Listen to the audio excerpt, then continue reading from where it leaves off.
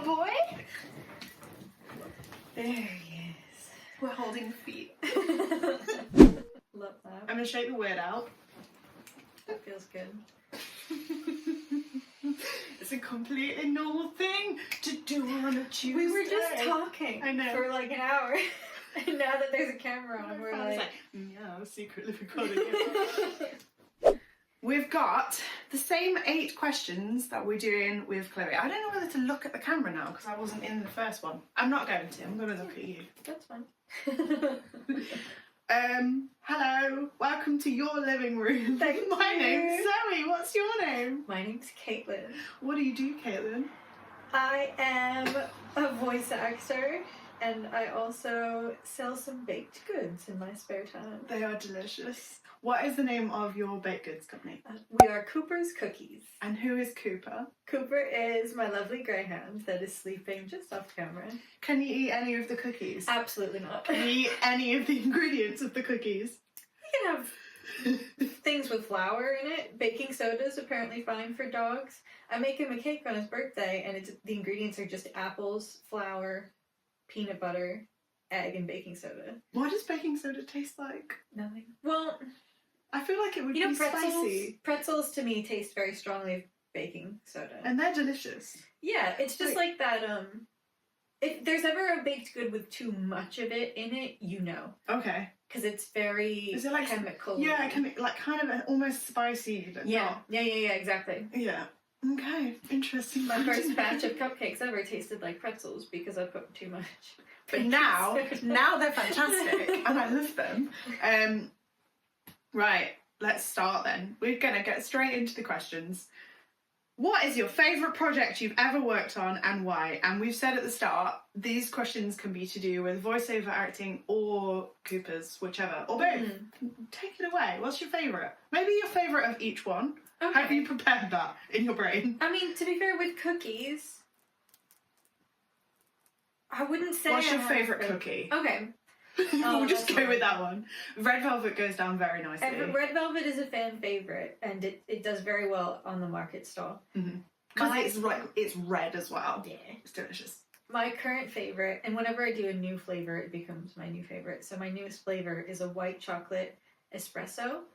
So it's got browned butter, white chocolate chips, and espresso powder. So it's like having I've been trying to recreate the taste of a chocolate I had at Hotel Chocolat one time. What? It was a white chocolate, coffee, and hazelnut. That sounds Mini nice. truffle, and it was the best thing I've ever eaten, and I've been chasing that high ever since. I'm salivating a little bit just hearing I about don't know if it. they sell it anymore, if I just haven't looked for it properly, but it was my favorite thing I've ever had. And so white chocolate, coffee, a little bit of cinnamon or hazelnut is like my favorite flavor combination. Wow. Come at me. Come at me with it when you're finished, please. I will. What's your favourite voiceover thing you've done? That one's hard. Why? Because, okay, I would say my favorite is working with Lego. Okay. Because, and it's not just one project. I've worked with them for a couple of years now. And I think, they're my favorite because I've worked with them for a little while. It's the same team every time. Nice. I always work with the same director. His name is Remy. And... Remy the rat. No, he's very much a man. Okay, wait. It's like, that's Disney. Never mind. Right? I'm sure there's a Ratatouille Lego set somewhere. There must be. They're always They're my favorite because it's all educational content for kids. Well, most of it is. And it's written so well. The director's always so clear on what we need to accomplish. And it's just a great time. We do it over video calls each time. I have some more coming up in August and October this year. And they're just great to work with. And they keep having me back, which I'm so grateful for. And I get to see the little videos at the end, and it's all done in Lego, which is Wait, are you a little Lego person? No, I'm like the narrator. That's I'm not cute. a Lego guy yet, but we talk about not yet. Let me see if I can work that into my contract. Please do, and a little greyhound. But yeah, we talk about the environment and climate change, and the one we're working on currently is about how to make places accessible. Mm-hmm. So if someone who has a seeing and sight impairment, vision impairment, that's the word. I was like, there's a word for There this. is a word. Yeah. Someone's visually impaired. What about this public park could we do to help them enjoy their experience there even better? And then it talks about how they can put Braille on the map, and they can put different textured walkways and stuff so people know where they're going. And that's what Lego do.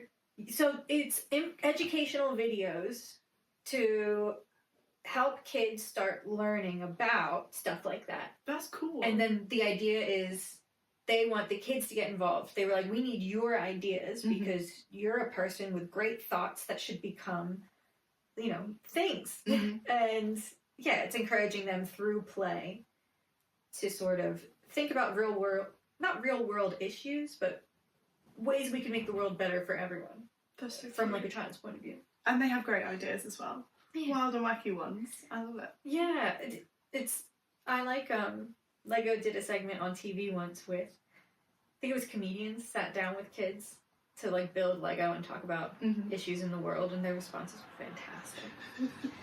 But yeah, that's my favorite. Beautiful. Lovely. The second one is still to do with that. What were the biggest challenges that you faced on that project, if there were any? I would just say whatever challenges come up working in voiceover in general. Just things like sometimes you've said a sentence so many times you can't think of any other way to say it, and no one else in the chat can either. But like it's when you're not getting it right. But like you've exhausted all other options, but at the same time you do always get there in the end. So I guess it's just the challenge is, especially with these texts, the challenge was to not make it too pandering to kids. Yeah. Like you never want to talk down to them. So it was striking the balance between having enough emoting and undulation in the voice and to make it interesting to listen to and keep the child's attention, but also you don't want to become sing-songy, or you don't want to be Miss Rachel, or you don't want... Because there are some that are targeted towards older kids, too. Yeah. So, but what's great is when we nail it, everyone in the room goes, yep, that was it. Let's just do that 16 more times. Nice. But, yeah, I would say that's maybe the hardest part. But you will come across that no matter what project you do. You always get there in the end. So, yeah. Beautiful. I love that you used the word undulating as well. I didn't even know. I didn't even know I knew that word. That was fascinating. I might shut the window. Yeah. We might die in here, but just in case, I don't know, in case I can't edit cars out, because I want to hear you. Yeah, that's fair. And for some reason today, the street be fancy. My street's normally dead quiet. But if we get a snoring dog, I see you snoozing. Oh, snoozle bum. Oh, that's better. Oh, she's back. It's so long. Right, let's go to question number 3. Okay, this could be a trick question. It's not. How do you push through on a hard day? It's hard. On a hard day, I don't know. I really just have to remember it's not always going to feel like this. That's the big thing, is everything is temporary, right? The good stuff and the bad stuff. So I like to acknowledge that and then move from that place of it's not going to be like this forever. So if you can just carry on, and then if I can take a moment to stop and look at what I'm doing and simplify it. Because something's happening, I fall into the trap of making things more complicated than they need to be, because then I'm like, but then I could do this, and then but if I do this, I have to do this, and then I have to do, and that's where I think I don't help myself, because then you get frustrated, and then your energy's up here, and you get, you know what I mean? So if I can stop and go, actually, what has to be done? What do I have to get done in the next hour, the next few hours, today. Mhm. Oftentimes, I can cut away whatever dumb stuff I was doing and just refocus back in. And then sometimes I have to say, you know what, it's not getting done today. Mhm. And that's okay. Yeah. And you have to give yourself a lot of grace. But at the end of the day, would you rather put forward a product that you feel good about? Or would you rather rush through something and not be happy with it and then have to put it out and then you're like, I know I could have done that better? Which sometimes that's not always popular. You have to just do it if it's shit, because and oftentimes, you know, you'll get feedback, that was shit, and you'll go, I know. Let's do it again. Let's try it again. And that's okay too. Yeah. But yeah, on a really hard day, have more coffee also. Have another coffee. I'll be like, everything's falling apart. Coffee break. Let's add caffeine to this fire. I agree with that one. Amazing. Number 4. How do you know when it goes on nicely. How do you know when it's time to take a break? If I've started cursing at myself, like, okay, nice. I don't want to be too expletive on your channel. It's alright. Did you hear Chloe? She's like, can I swear? I'm like, absolutely. Okay, go ahead. It's when I'm like, fuck this, I don't want to do this anymore, I don't want to be a voiceover, I don't want to do, and I like crash out basically. That's when I know. Now, I shouldn't let it get to that point, Mm-hmm. but because I'm so much like, I will just put my head down, and even if like something's upsetting me or whatever, I will just keep going, because I'll be like, if I can just get through this. But it's never just, No. if there's always something else, and then Something else is coming. and then Yeah. then I'm like, I want to throw my laptop out the window. Yeah. But So that's the end of your thermometer of, okay, I'm done. What do you think your mid thermometer is? Do you know what the warning sign is there to be like, I should okay, know. I should take a break here before It's when I've dropped, if I'm baking, I've dropped something, Mhm. and I get unreasonably angry. Yeah. That should be my warning sign of, let's take a moment. Get out of the kitchen because it's hot and you're sweaty and you're not allowed to open the windows because it's against health and safety code. Mm-hmm. Like, go pet your dog Yes. and then wash your hands and then you can get back to it. But that, yeah, when something very minor seemingly happens, Mhm. and you get so unreasonably fucked off, that's Absolutely. that's the warning sign. I agree. Not that I'm baking, but I feel like in your kitchen, if you had, are you doing these things? And there's just a picture of you like at a cake. Yeah. If you're doing that, then the flowchart. I've done that to my oven. Like, I'll shut it and I'll go, And then you take a break. Yeah. Because what is it? What are you making? A cookie. Which is meant to be full of love and joy. A joy. I can tell that you're baking the hating. Imagine someone's like, this tastes angry. Anger. I'm getting annoyed. Number 5. What made you say yes to the first opportunity that you got? So either or, both, whichever. Voiceover, I remember, I guess the first opportunity was from Matt. Matt's my husband. And he was already working as a voiceover artist. Mm-hmm. And we picked the flat we were in London because it had a closet that he was like, I'm going to turn this into a... I'm going to get in there. I hadn't seen the apartment, and I just had to trust him that Mm-hmm. this is going to be really worthwhile. And he was right. It became a major source of income for us both during the pandemic. So we moved in literally the day that my work in London shut down because of COVID. Yeah.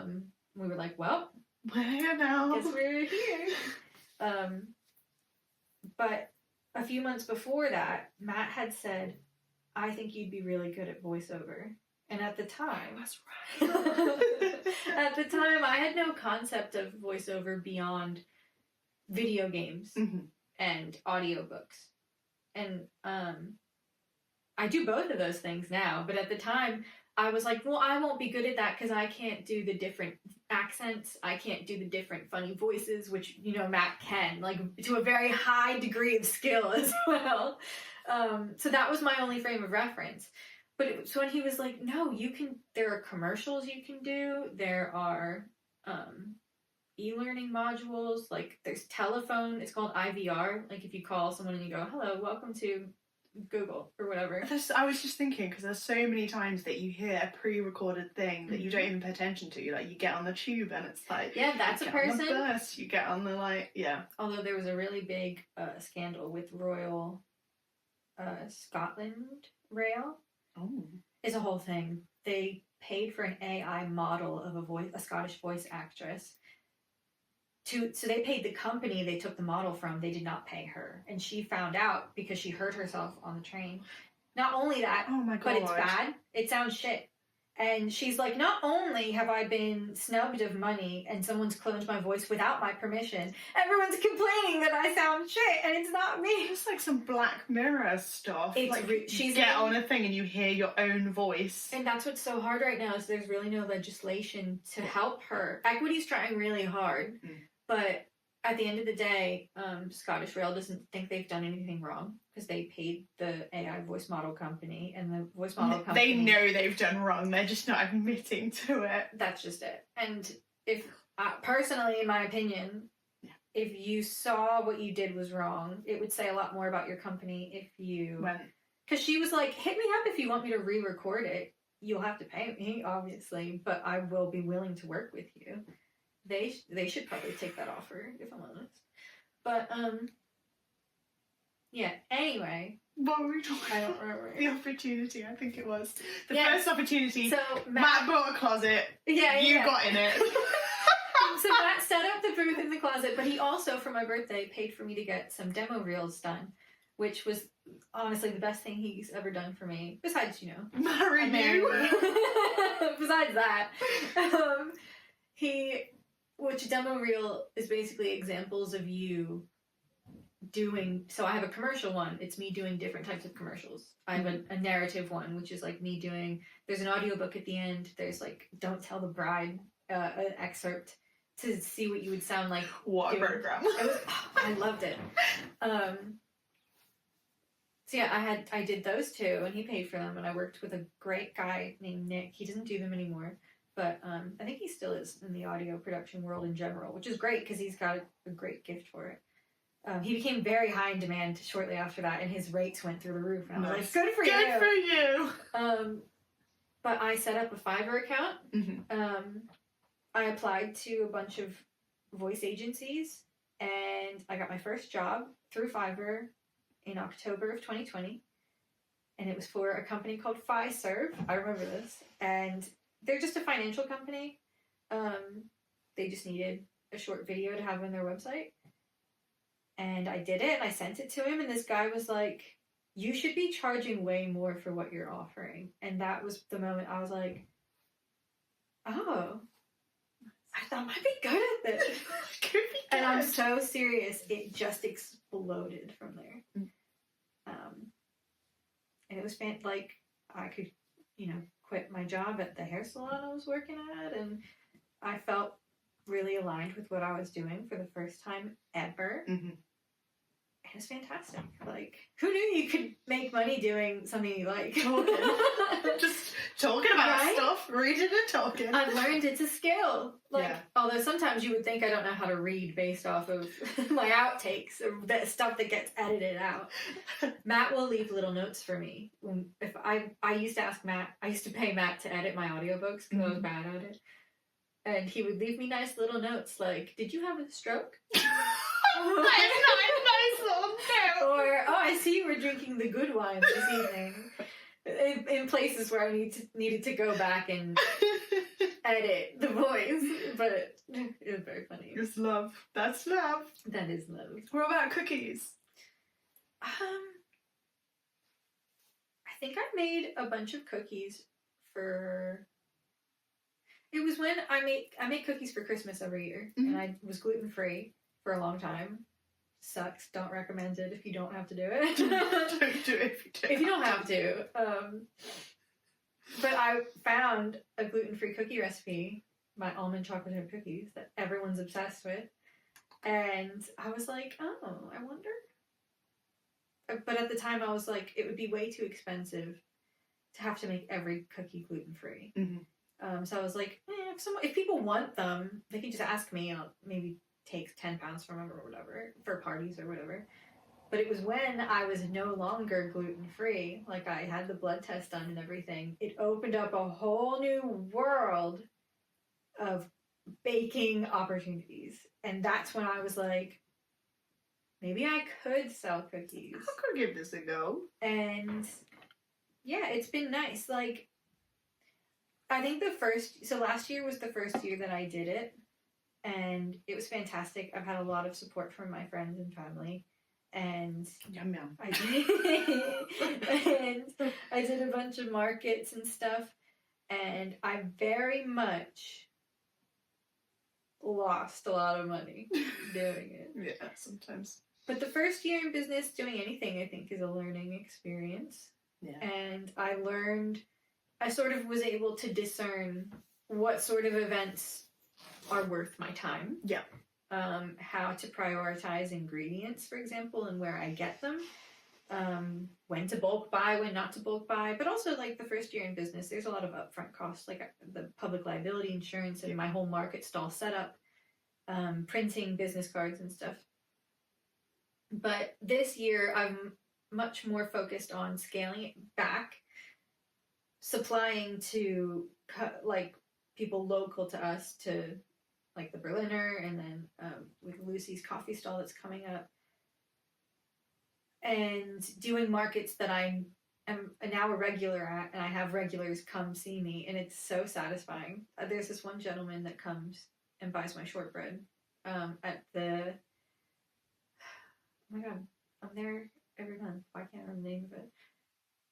There's a market up in Derby. You went, it's the one you and Harriet came to visit. In Alfreton. Alfreton! I was like, it's not Alberton, Alfreston, Alfreton. Mm-hmm.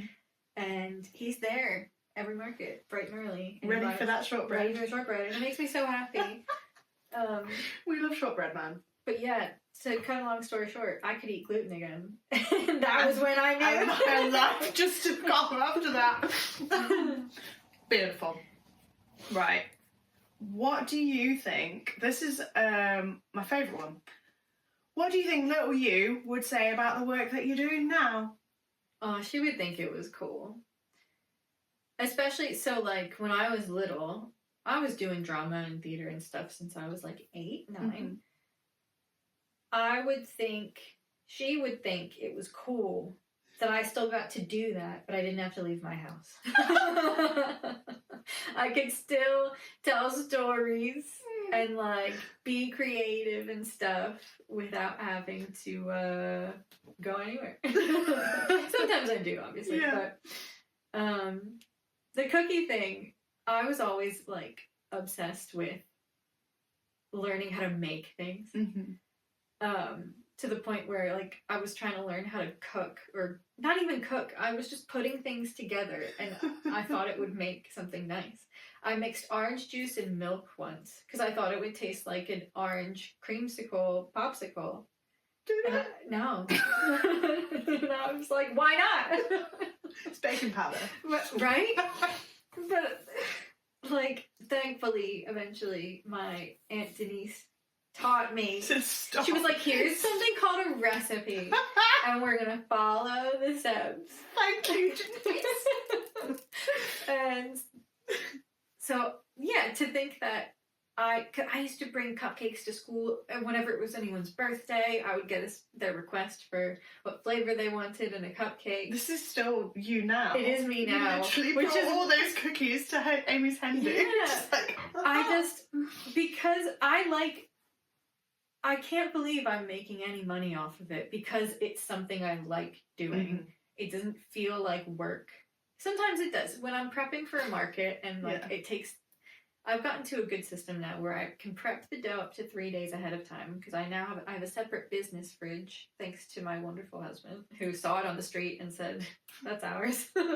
It's been cleaned. It has thoroughly cleaned. But to be honest, it was in pretty good condition. It was from our neighbor down the street.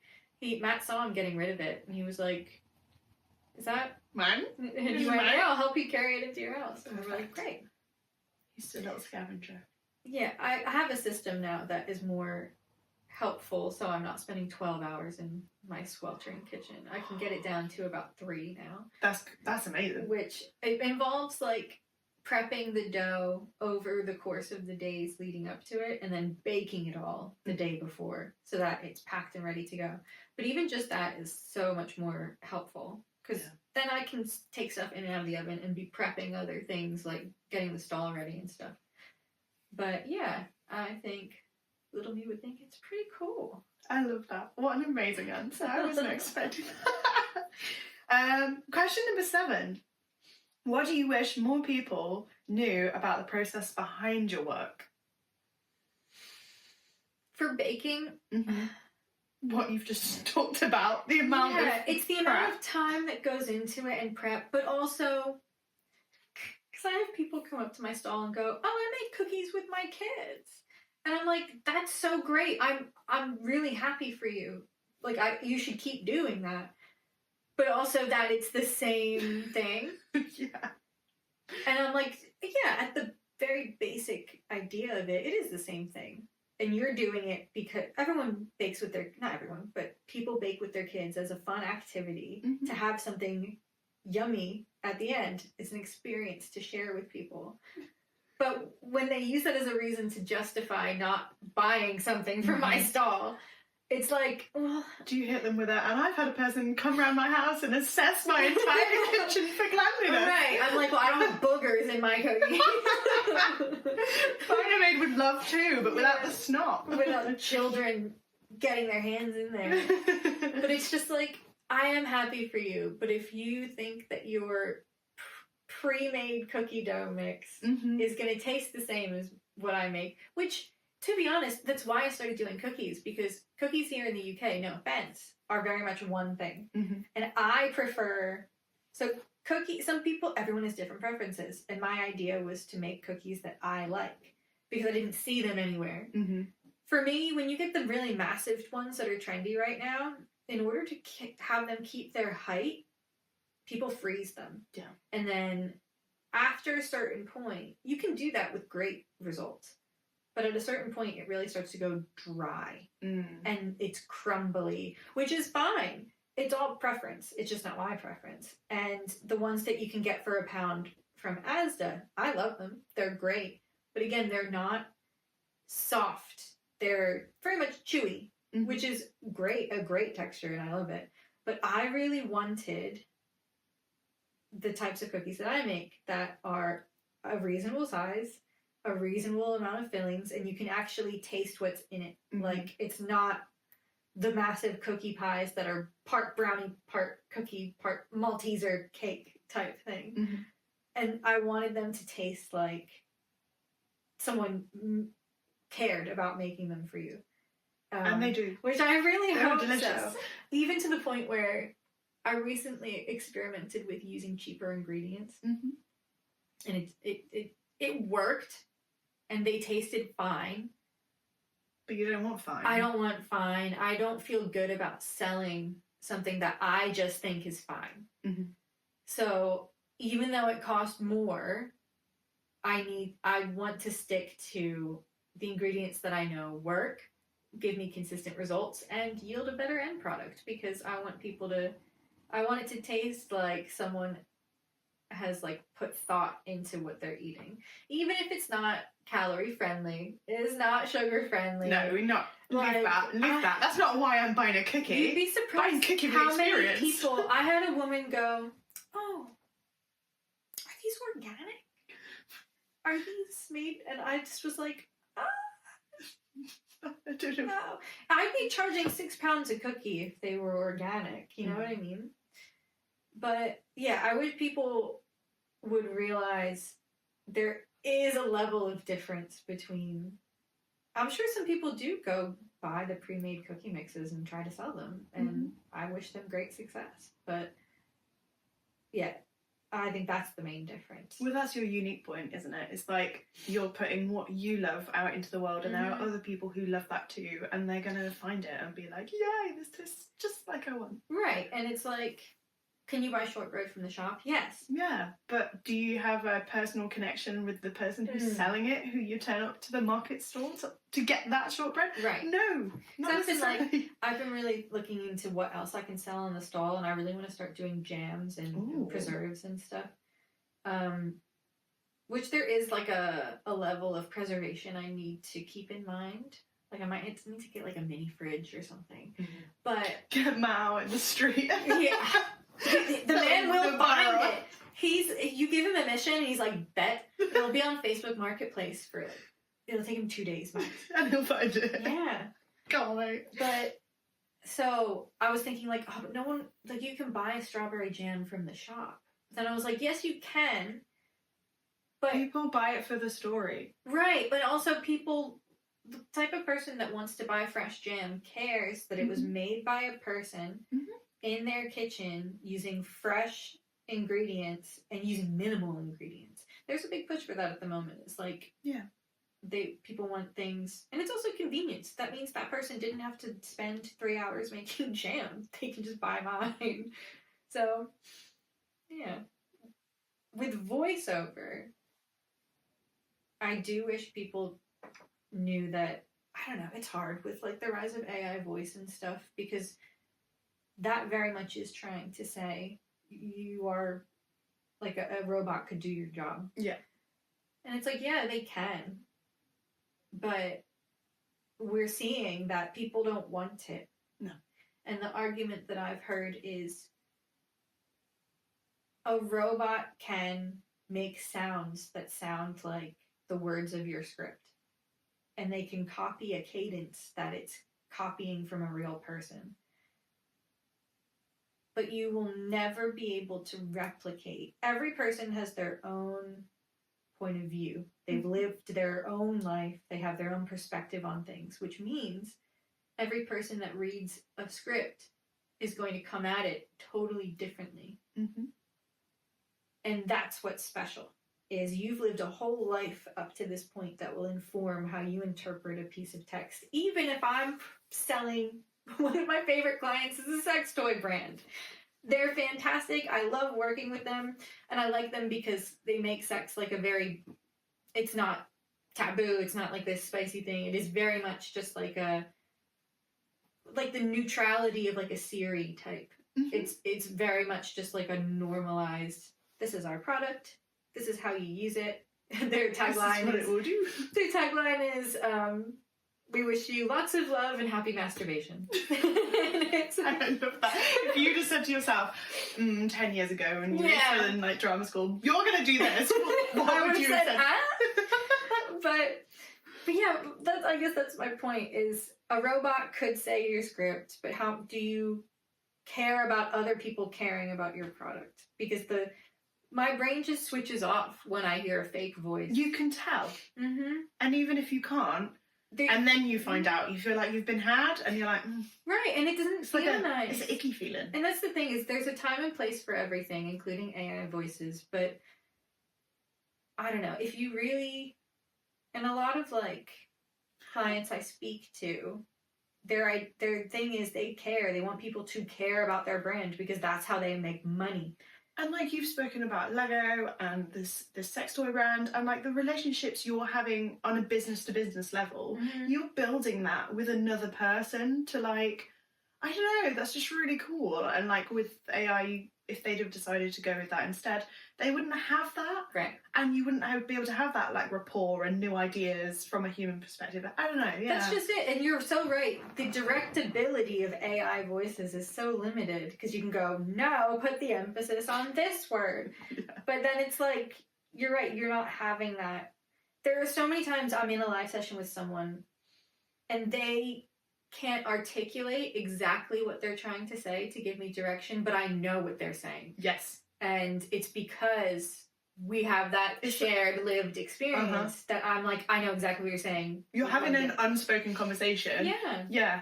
And it's like, can't do that with robots. Or I really hope we don't get to the point where I can have an unspoken conversation with a robot. Cause I'm not interested. I'm scared.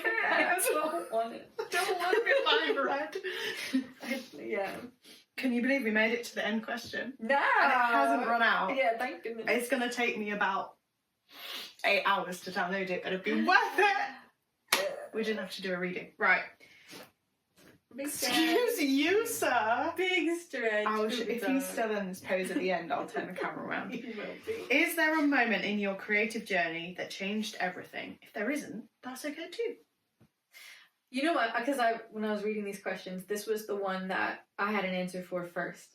Nice. Got some goosebumps. It was when I realized everyone is making everything up. Right. Everyone. What are we doing now? Pulling stuff out of their ass. We're making it up. Money, like terms. We are all making it up as we go along. Amazing answer. Especially in terms of money, there are industry guidelines for where you might feel like, there is an accepted industry guideline for what you might charge for a certain project. But even that, you have to follow. You don't have to follow. It just is there to give you a good idea of what the going rate is. But even within that is your own personal, how much money do I need to make off of this to feel it was a worthwhile project to take on, to take up my time? And because we're all trading time for money. Yes. So you have to be really okay with the amount of money you're receiving for the time you're giving up. And that number will be different for everybody. And of course, it's not always been super straightforward.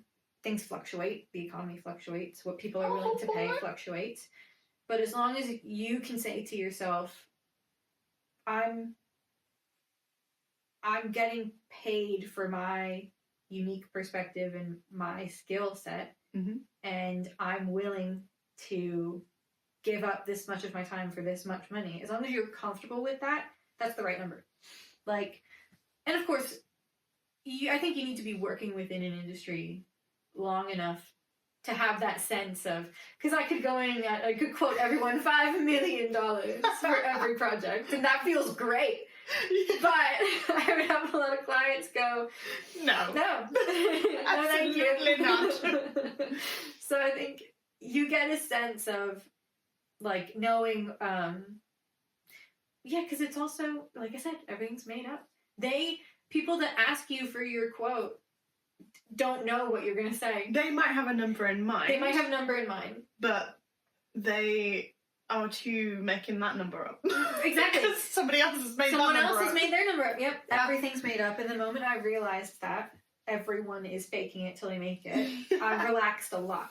Yeah. Because I used to put so much pressure on myself for I have to know what to do. I have to know. But the thing is, no one is going to tell you. No one's going to tell you, especially when you work for yourself. That's just it. And I've had to get good. Gotta get good. I've had to get good at not knowing, at making best guesstimates, at doing the best that I can with the information I have. And then when I get new information, I can do better, or I can change what I'm doing, or whatever. But that was a very freeing moment. Is that mainly with the voiceover stuff then? Even baking, so that's why I lost money the first At year. one point you were putting orange and milk together, and now you're Look putting other things together, but they work now. There's more ingredients.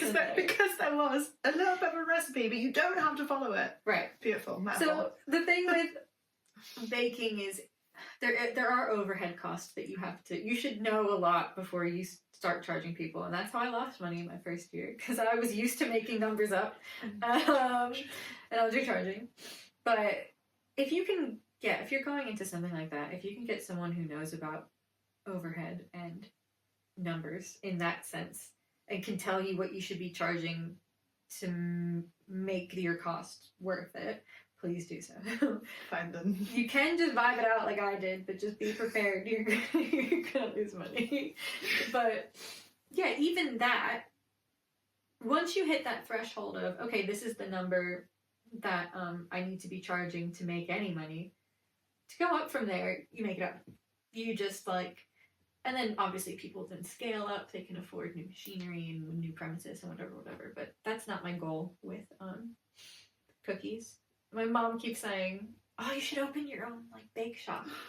Like, I don't want to do that. Would you Yeah. jump? I'm like, no, because bakers get up at 3 a.m. and bake fresh And you things. said, little you would be happy that you can work I from can stay home. home and I can read my make money. books and Yeah. walk my dog and do whatever I want.